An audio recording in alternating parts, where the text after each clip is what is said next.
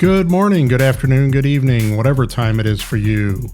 Wherever you happen to be right now, this is episode number 14 of the Results Matter podcast. I'm Mike Voorhees, and I help business leaders, entrepreneurs, and sales professionals become measurably more successful. Today's question: whatever happened to the yellow pages? Let's explore. Before we get down to business, just a quick reminder about my new book that was released on March 28th, Complain or Compete, Creating an Unfair Advantage in a Tough Labor Market. If you have employees, chances are you're struggling with the greatest challenge facing business leaders today. That is, being able to recruit and retain enough of the right people. We'll throw a link in the show notes for you to check it out. And if you've already read the book and found it helpful, would you please consider giving it 5 stars and a positive review on Amazon? It'll really help us get the book in front of more people who could really benefit from it.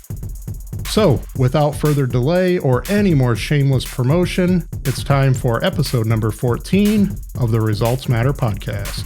Here we go.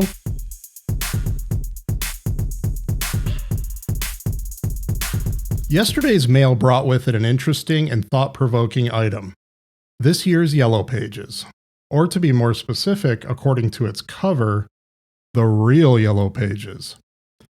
And they've printed right on this cover the original search engine, which apparently is a registered trademark of AT&T.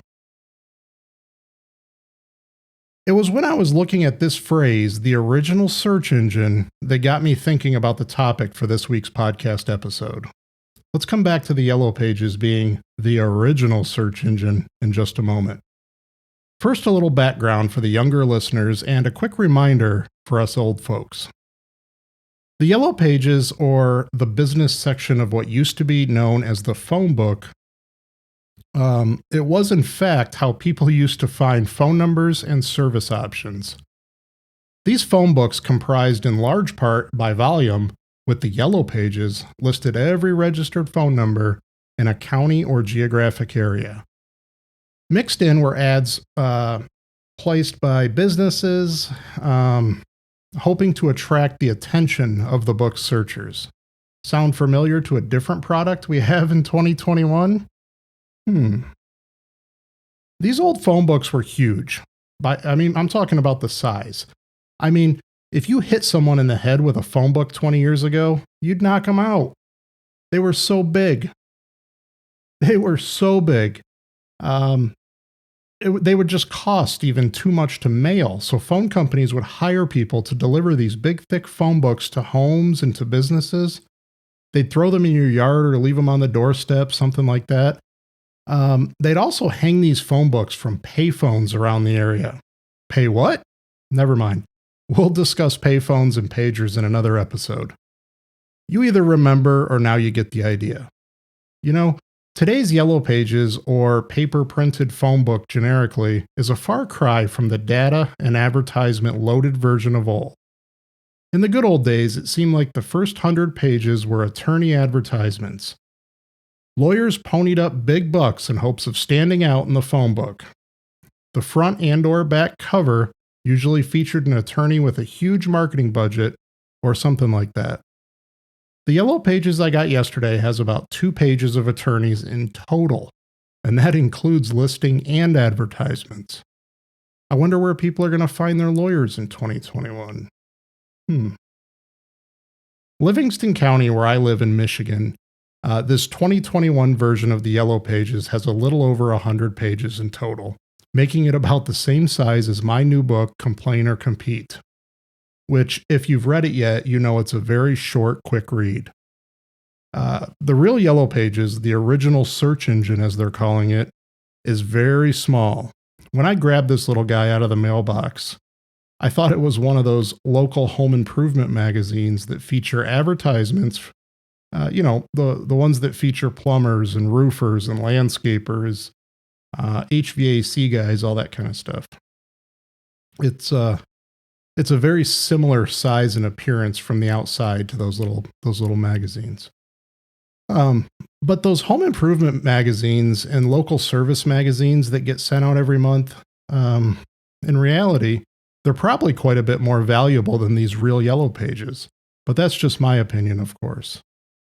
AT&T puts it right on the cover, the original search engine. This is something they're proud of, I'd imagine. Now, I get bragging about being the first. It's kind of nostalgic if you think about it, but there's a not so happy ending to the Yellow Page story.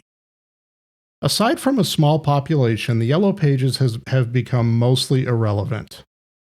Most of these that were delivered yesterday likely have already found their way into the recycling bin.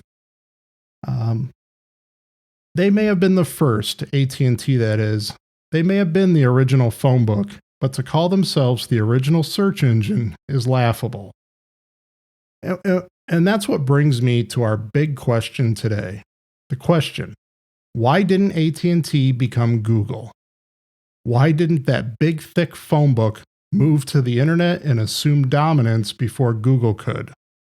Sure, they tried to get in the game with yellowpages.com, but at that late hour it was too late. Heck, the only people who actually found yellowpages.com stumbled upon them through Google. Why bother doing a second search when you're already inside of a real search engine? AT&T's Yellow Pages was the original phone book, but they failed to ever become a search engine. To call themselves the original search engine, it's a cute little play on words, but in reality, they failed to ever install the engine. Now, the phone book and the Yellow Pages part of their business, it's completely irrelevant. Hardly used in a pale comparison of its once great size and value. In this context, they got surprised and they got crushed by Google. Google was founded in 1998. In 1998, AT&T stock was worth about $75 a share. Today, AT&T stock trades for under $30 a share. Admittedly, and although perhaps not an identical apples-to-apples comparison, AT&T started out as part of the Bell Company. The Bell Telephone Company was established in 1877 by Alexander Graham Bell, who obtained the first U.S. patent on the telephone. AT&T was once the largest company in the world when they employed over 1 million people. AT&T got so big that they eventually got broken up by the government. After enjoying a naturally created monopoly status for a long time, a number of years. To be fair, and to not mislead anyone, AT&T, they're not like Sears. They're not bankrupt or extinct. But I think they did miss a huge Google-sized opportunity by operating in the world that was in 1998 instead of the world that is or was about to be. They're actually the largest telecommunications company in the world today and the second largest provider of mobile phones. So, in the end, they're doing okay. Their asset list of subsidiaries, it's quite long.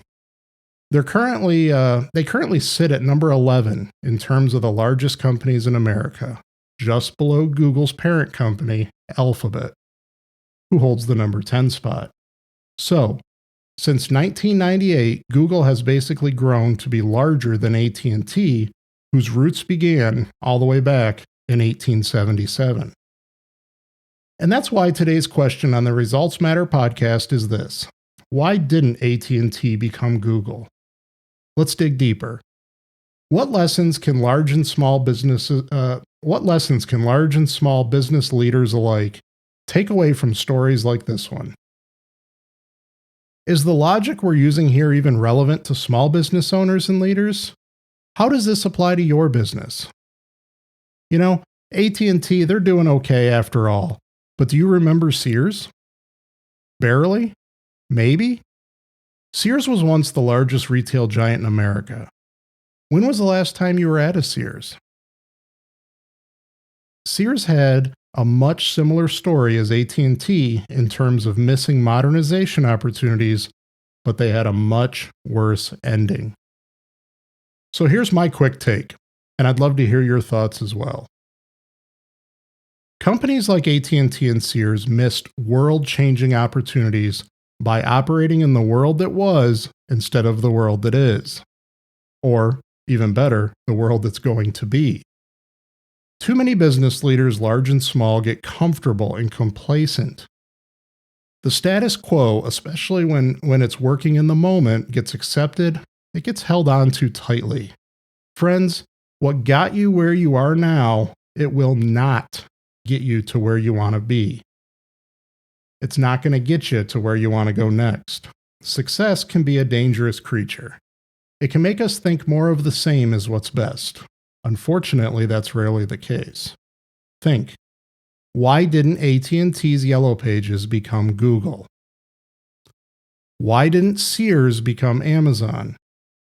And what are you hanging on to that might have worked in the past, but very likely is going to prevent you from advancing yourself and your business into the future? Are you developing yourself professionally, or are you only working on developing your people now that you're a leader? Are you looking for what's next, or are you busy going through the motions of what's required today? Where will you be in 5 years, 10 years? How are you going to get there? What about your business? Where will your business be in 5 years, 10 years? How's your business going to get there? If you wait to see what everyone else is doing, it's going to be way too late, friends. Are you going to operate in the world that was, the world that is, or the world that's going to be? I'd really love to hear your thoughts on this topic. What do you think? How do you see yourself and your business in terms of leaving the past behind to embark upon the future? Are you going to operate in the world that was, the world that is, or perhaps maybe even the world that will be? Tell me about it. I want to hear all about it. You'll find a link to send me a message in the show notes. For more information about products, services, and solutions designed to give you and your business an unfair advantage, visit VorysBusiness.com.